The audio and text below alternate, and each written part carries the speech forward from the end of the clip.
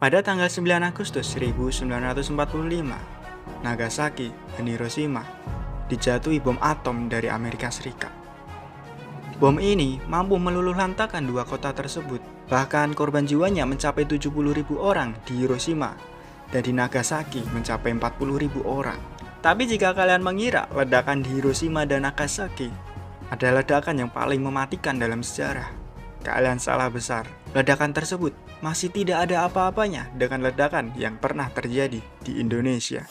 Lantas, ledakan apa yang dimaksud itu? Bahkan katanya bisa sampai hampir memusnahkan manusia. Ledakan ini terjadi pada 2 juta tahun yang lalu. Saking besarnya dan kuatnya ledakan ini mampu menciptakan kawah sepanjang 90 km jauhnya. Ini setara 2 kali lipat dari lintasan komuter lain dari Jakarta sampai Bekasi. Inilah Super Volcano Toba, yaitu ledakan dari Gunung Toba yang berasal dari Indonesia. Gunung dengan letusan yang super mengerikan. Tapi benarkah Gunung Toba ini hampir memusnahkan umat manusia? Lantas seberapa besar letusan Gunung Toba ini sebenarnya? Oke, agar kita mudah untuk membayangkannya dan mengerti seberapa besar letusan Gunung Toba ini, mari kita bandingkan dengan Gunung Krakatau.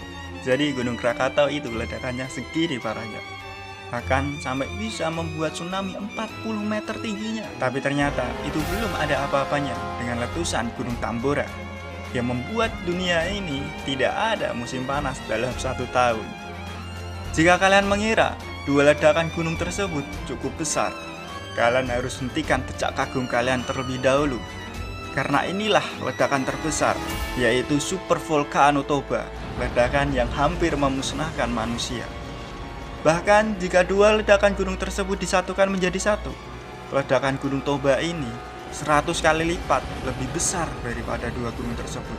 Bahkan dikonfirmasi dalam 1 juta tahun Gunung Toba ini meletus 4 kali. Bayangkan betapa susahnya hidup di zaman itu. Lalu apakah benar Gunung Toba ini hampir memusnahkan spesies kita? Jawabannya iya. Meski banyak teori yang mendebat apakah benar Gunung Toba bisa memusnahkan manusia kala itu, tapi faktanya letusan Gunung Toba ini membuat bumi menjadi gelap karena abunya menutupi sinar matahari. Tanpa cahaya matahari, bumi kehilangan kehangatannya dan musim dingin hadir di permukaan bumi selama berpuluh-puluhan tahun. Tapi tidak cuma itu saja, abu yang melayang di udara merusak semua tanaman-tanaman dan hewan-hewan, semua pada mati. Lantas bagaimana nasib manusia kala itu?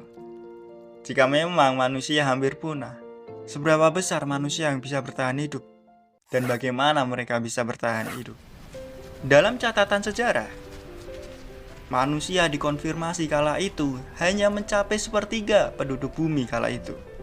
Dan mereka bertahan hidup dengan tinggal di tepi lautan Afrika Selatan, di mana iklim tersebut masih menyediakan sedikit kehangatan bagi mereka. Dan fakta yang mengejutkan bahwa orang-orang di zaman sekarang itu genetiknya sama dengan orang-orang yang di zaman dulu. Orang-orang yang tersisa hanya puluhan ribu yang selamat dari letusan Gunung Toba. Dan setelah sekian lama, bagaimana kabar Gunung Toba? Apakah dia masih mengancam kehidupan manusia? Jawabannya tidak. Kalau kita pergi ke Pulau Toba, kita akan mengetahui bahwa gunung yang hampir memusnahkan manusia ini sekarang telah berganti menjadi Danau Toba yang tidak kalah besarnya. Meski tercatat hampir memusnahkan spesies manusia, tapi kita juga harus berterima kasih kepada Gunung Toba, khususnya orang-orang yang hidup di zaman sekarang. Karena abu Gunung Toba lah menjadikan Pulau Toba tanah yang subur. Bahkan bukan cuma Pulau Toba, bukan cuma Indonesia, tapi seluruh Asia Tenggara menjadi lebih subur karena letusan Gunung Toba. Dan itulah ledakan terbesar yang hampir memusnahkan manusia. Jadi kita harus bersyukur karena kita hidup di zaman sekarang. Bayangkan kita hidup di zaman dulu, kita harus meramu dan berburu. Tiba-tiba ada gunung yang meletus. Apa yang kita lakukan? Kita tidak punya WhatsApp untuk mengabari teman-teman kita. Kita tidak punya Instagram untuk update status. Kita hanya tahu antara hidup dan mati. Terima kasih.